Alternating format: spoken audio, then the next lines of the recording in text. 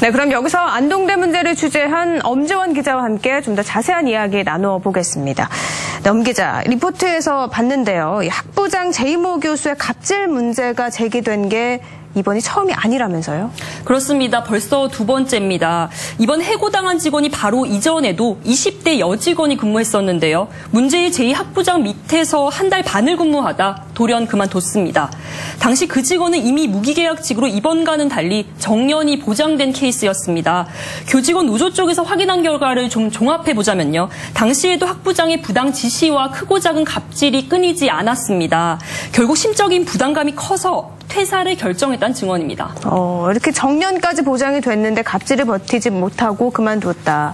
근데 이 문제가 반복되고 있다. 학교 측에서 방관했다고 볼 수밖에 없을 것 같아요. 그러니까 노조가 업무 거부라는 단체 행동까지 하고 있는데요. 해결 방안은 어떤 게 있을까요?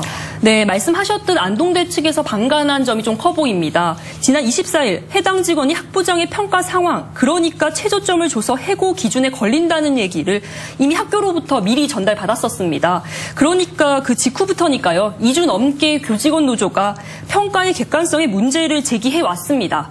이에 대해 대학은 절차적인 문제가 없다는 기계적인 반응만 보였는데요.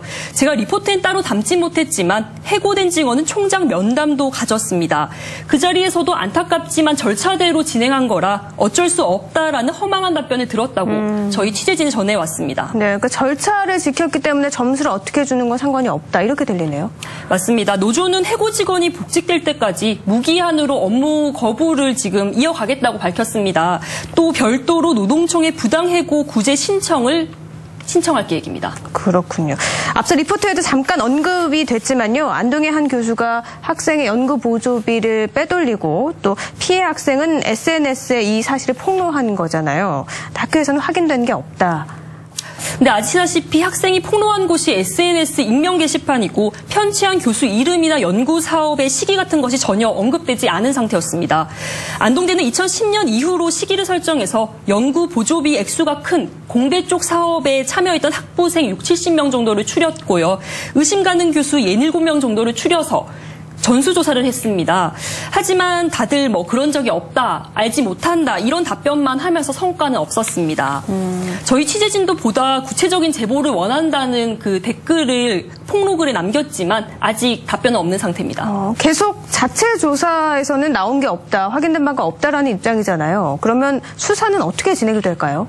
일단 지난주 SNS와 언론을 통해서 공식적으로 문제가 제기된 만큼 경찰 쪽에서도 내사 방식으로 살펴보고 있는 것 같습니다.